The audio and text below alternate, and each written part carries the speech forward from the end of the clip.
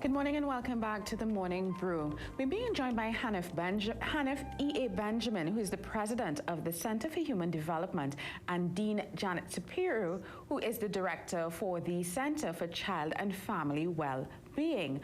Welcome to the show, both of you. Thank you so much. Thank you and good morning. Soyini. Good morning. Mr. Benjamin, we were recently reminded as exam dates are approaching that quite a few of our students are in no way mentally prepared for school, far less for any exams. So I wanted to ask you, what are we really doing to our children?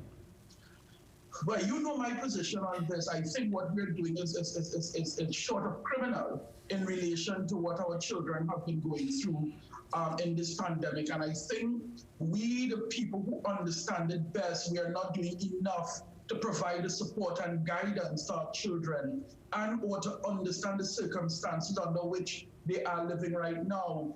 At the Center for Human Development here, we have been doing a lot of public work in terms of helping parents understand the difficulty, the challenges that they face every single day. How do you manage an ever-changing and tumultuous situation? I think even the exam, understanding what it is in itself a challenge. That has created a lot of anxiety, depression among our children. And additionally, I am particularly worried about children who are dealing with developmental diagnoses, other types of diagnoses, learning disabilities. I am particularly worried about this sector of children as well. Yeah, because what are some of the long-lasting effects of this COVID-19 at home schooling system on our children? Because we spoke to the president of Tutor, I believe it was last Friday, and she spoke not just about children dropping out of school, but also incidents of self-harming. Teachers have been having to do a lot of pastoral care instead of teaching because children are simply in distress. From your vantage points, what are some of the long-lasting effects that we're going to be seeing from this extended stay-at-home schooling system on our children? I think we have already begun to see, and we don't have to see long-lasting. Right now, I think in The Guardian, I read that there are over 1,000 social workers lacking from the school system. Much critical needed support to students at this time. We also see where there are over 2,000 students already dropped out of the system. What we are seeing is children who are falling behind drastically. Children who ordinarily would have been having problems in the school system. So what you're going to have is a very, very different topography in terms of child and adolescent in the next 2 to 3 years if we do not get in front of this. What we are happening, and I tell people in my practice at the center here, I have seen an 80% increase in children and adolescents than I have seen in the last 2 years of my practice. And what I'm seeing is a lot of self-harm, depression, anxiety. I am seeing children who ordinarily never had a mental health diagnosis have to go to the psychiatrist to get medication to help them with their anxiety and help them to sleep. So it is saying to us that right now, we are in a crisis with our children, and we need to get on top of it. We need to have a different conversation. You see, Soyini, we are battling the end result, which is CSEC, CAPE, and these other exams, and we are not understanding that the road to these exams have been changed over time. We are not understanding that the preparatory method are in fact different to get to that end result. However, the end result remain the same. And if the end result remain the same, children are going to go through an inordinate amount of pressure because the road has been so tumultuous, and we are not easing up on our children. We are not easing up. Yes, it's clear that we have not been easing up with our children, which is why I was asking, you know, as we head towards exams, it's very clear that our children are at the break. I wanted to bring Dean Janet Shapiro, who's the director of the Center for Child and Family Wellbeing. Dean Shapiro, when you hear us talk about how our children are suffering, what kind of tips, what kind of work are you all doing at the center to help children in distress? So I am hearing, you know, what you're describing, and I think when we're talking about children and adolescents, one of the things we sometimes forget is they are so dependent on adults adults in their environment and the social structures in their environment to help them cope with stress. And when things happen, whether it's related to the pandemic or natural disasters or sort of other community level factors that are going on that disrupt the child's access to supportive adult care and to the institutional structures they rely on, or even their peer network, it really can disrupt their developmental well-being. So what we see, and this is sort of what Hanif was talking about, is not only reactions in the immediate sense, but an impact on their long-term developmental well-being. So what we need to be thinking about is models of working with children that address their current needs, but also keep in mind their developmental well-being and what's going to be happening for them developmentally in the long run. So we need to work not only with children and themselves as individuals, but in the context of their family, their community, and broader organizations. So we're really trying to work hard to build capacity in organizations to recognize signs of traumatic stress in children. So often signs of trauma and stress are misunderstood when they're expressed by children and adolescents and treated like behavioral issues in some way without recognizing the signs of trauma. So we really want to work with families, with teachers, with organizations, with all those who come into contact with children to help them recognize the signs of traumatic stress and develop more trauma-informed ways to address what's going on with children in the context of their day-to-day lives. Hanif, when you hear Dean Shapiro talk about we need to figure out how to identify trauma, you speak a lot about trauma in our societies. You talk ad nauseum, and it's almost like if we're not listening.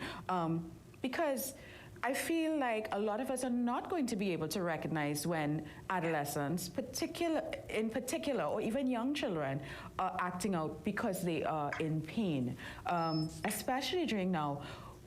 What tips? what do you say to that?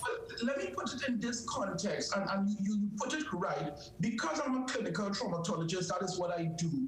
And Dean spoke about a broader system, and that is why we're having this training, this partnership with Bradmore and the Dean, because we want to be able to bring people to different phases of the system. For example, whether or not you are becoming trauma-informed, we're not saying everybody's going to go out there and practice. So we are bringing, identifying and addressing childhood and adolescent trauma from a developmental and system of care perspective.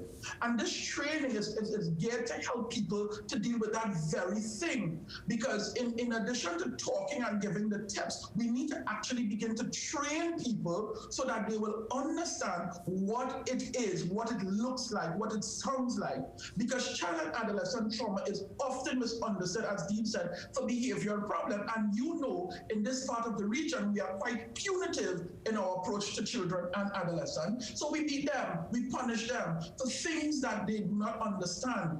And so if we are able to work with organization, work with parents, work with the court system, work with residential facilities, work with our teachers, our school, our guidance counselors, our social workers, then we are able to help them to understand what is going on, what it looked like. And I'm really excited about this training that is going to happen on June 15th to the 17th, 2020, because one of the things we are going to introduce is a modality or two modalities or models to help us to do this.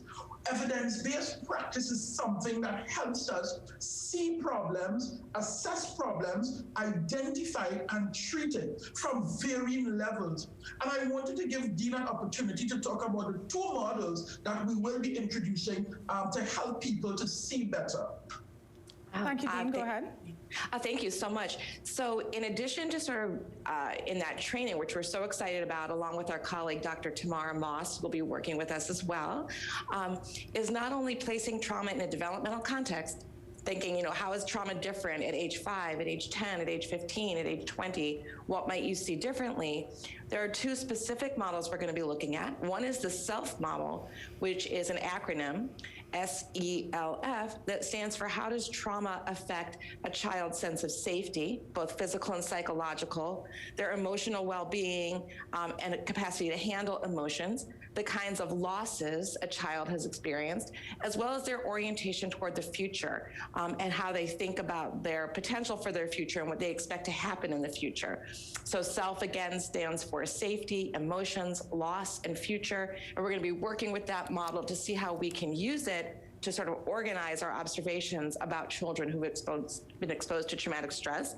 And the other model, which is really the area that my colleague, Dr. Tamara Moss, will be talking with us about, is the Missouri model of trauma-informed care, which really represents a continuum of how organizations can, over time, build capacity to become more trauma-informed, really understanding that organizations are different in terms of their wisdom and their expertise, and also their cultural and community context, and we want to recognize that, but at the same time, work with organizations to move through this continuum where they're sort of building awareness at the initial point of being trauma aware, slowly becoming more trauma sensitive, building the capacity to become more trauma responsive to the needs of the children and families who are sort of accessing services within the context of that organization, and ultimately becoming what we would say either more trauma informed or more trauma specific, and able to really look and utilize at evidence-based, evidence-informed interventions. So we're really thinking about the self model in terms of how we understand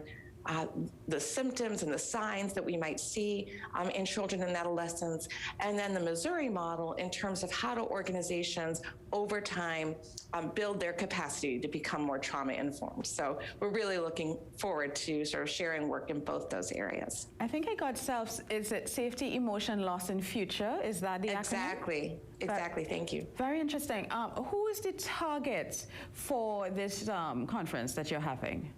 The interesting thing is, as you know, at the Center for Human Development, when we train for everybody, or what we say, all and sundry.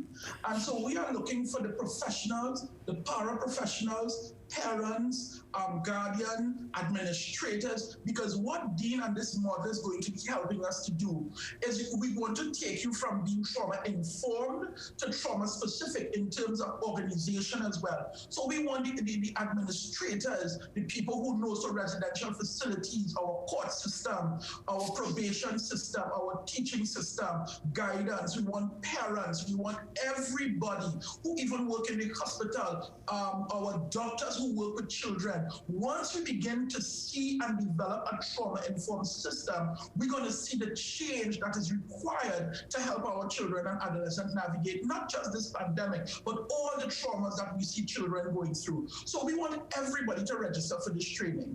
Don't think that you don't have a degree or you this. We will break it down in such a way that everyone will leave with what is needed. And if we do this, Soyini, we are going to see the spider web of that organizational trauma-informed system being built around our children. We have to protect our children, you know, and we have to start with us, the people, or what I call the ecological model, the people who are in the system around the child. If we don't know it, if we can't understand it, then we can't help. That is very true. How are we going to get involved with this conference? Where do we go for registration information? So definitely, please go visit our website, www.tchdltd.com. All the registration information is there. Again, you can go to www.tchdltd.com. You can also call us at 374-9993. Again, 374-9993. And definitely register today. All the registration information. We have a lot of discounts as well as continuing education awarded by Brandwood Professional Development as well. And so once you get in there, if you're having challenges, you can give us a call. You know, come on down. I am very excited to partner with Brandwood, Dean Shapiro, and my colleague, Dr. Tamara Moss, assistant professor. I think the three of us, we are really excited to take Trinidad and Tobago to a different level in terms of trauma understanding. Yeah, I think, and it's very clear that we're going through a period, especially where our children are involved, where they need focused trauma diagnoses and care. Thank you so much, Hanif E. Benjamin of the Center of Human Development and Dean Janet Shapiro of the Center of Child and Family Wellbeing at Bryn Mawr, correct? Correct. Thank you so much. Thank you to both of you for joining us today. We're going to take a very short break, but when we come back, we're going to focus on Indian Arrival Day, the holidays on Sunday.